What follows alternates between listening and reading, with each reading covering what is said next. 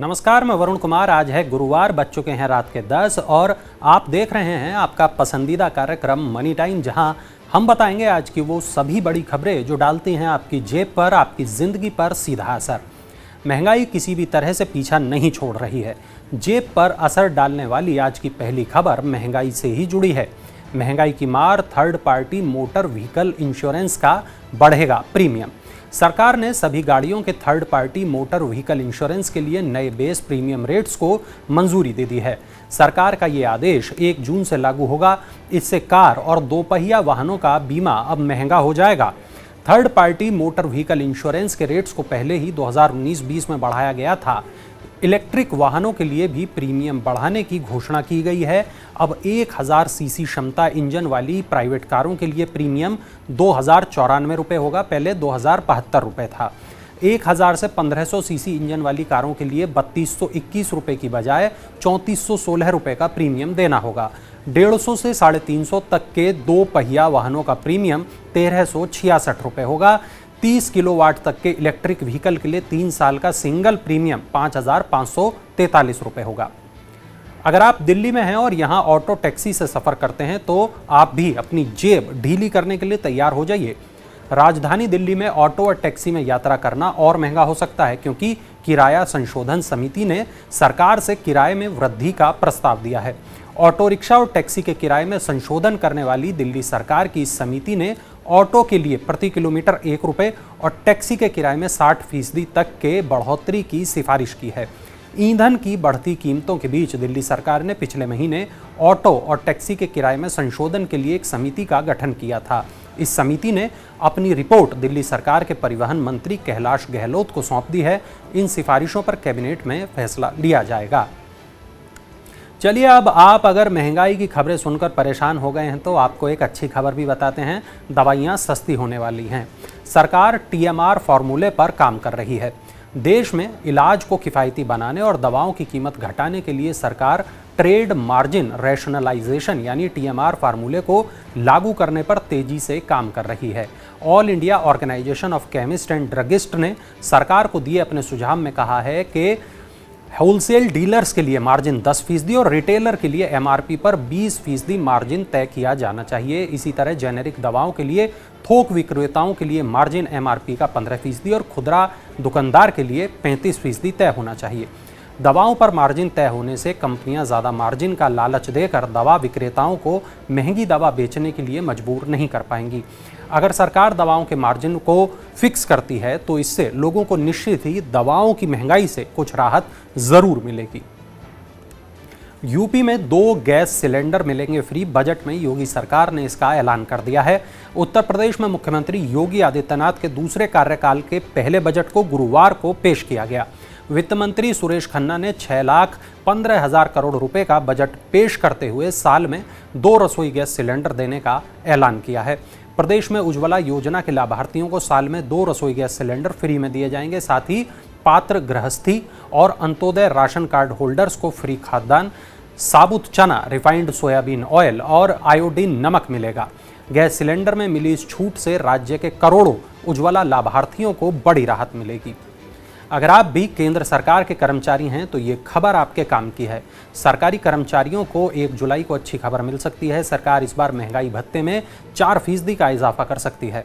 अगर ऐसा होता है तो कर्मचारियों का DA 34% से बढ़कर 38% हो जाएगा। ऐसा होने पर कर्मचारियों के वेतन में अच्छी खासी बढ़ोतरी हो सकती है। सरकार के इस फैसले से 50 लाख कर्मचारियों और 65 लाख पेंशन भोगियों को फायदा होगा। सरकार साल में 2 बार DA बढ़ाती है। इस साल की शुरुआत में सरकार DA 1 बार बढ़ा चुकी है।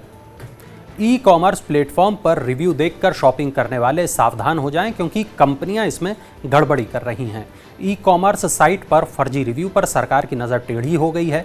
उपभोक्ता मामलों का विभाग ई-कॉमर्स प्लेटफॉर्म पर उपभोक्ताओं को ऑनलाइन सेवाओं या उत्पादों को खरीदने के लिए गुमराह करने वाली फर्जी रिव्यू का आकलन कर रहा है और इन पर रोक लगाने के लिए 27 मई को कंपनियों की एक बैठक बुलाई है। बैठक में उपभोक्ताओं पर नकली और गुमराह करने वाली समीक्षाओं का प्रभाव और इस पर रोक लगाने के संभावित उपायों पर चर्चा की जाएगी। विभाग ने Flipkart, Amazon, Tata sons, Reliance retail जैसी ई-कॉमर्स कंपनियों और उपभोक्ता अधिकार कार्यकर्ताओं को इस बैठक में आमंत्रित किया है।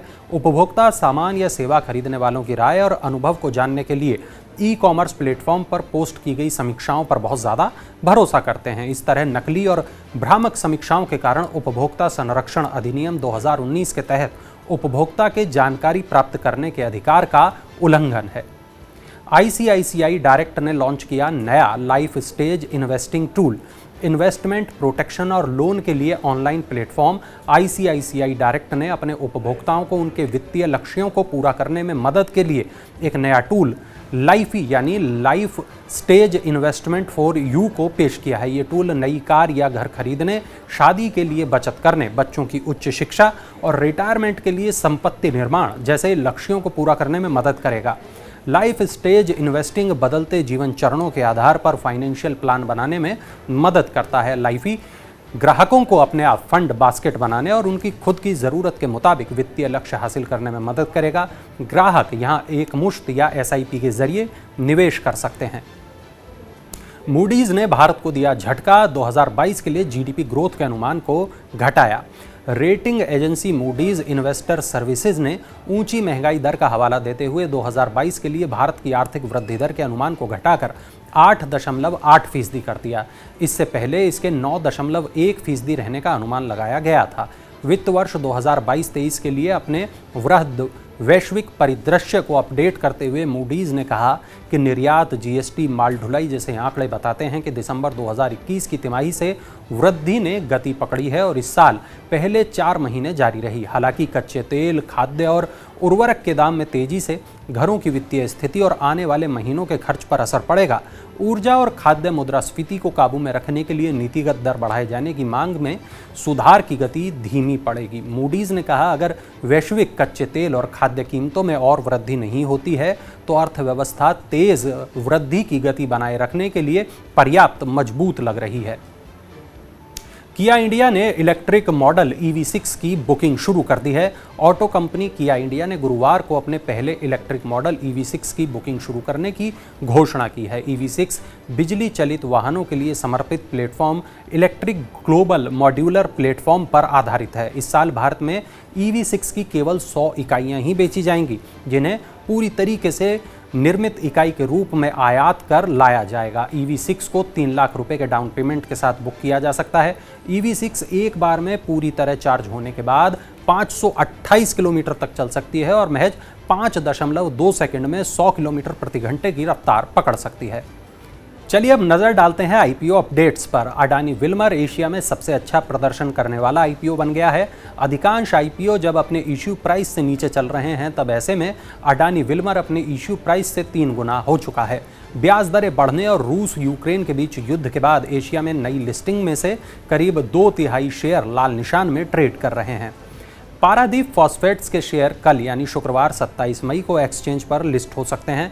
एनालिस्ट का कहना है कि पारादीप फॉस्फेट्स का इश्यू प्राइस काफ़ी आकर्षक था, हालांकि इसके बावजूद इसे निवेशकों से अच्छी प्रतिक्रिया नहीं मिली। गुरुवार को पारादीप फॉस्फेट के शेयरों का ग्रे मार्केट प्रीमियम 50 पैसे प्रति शेयर था। Speciality chemical company ether industries का आईपीओ गुरुवार 26 मई को आखिरी दिन 6.25 गुना सब्सक्राइब हुआ।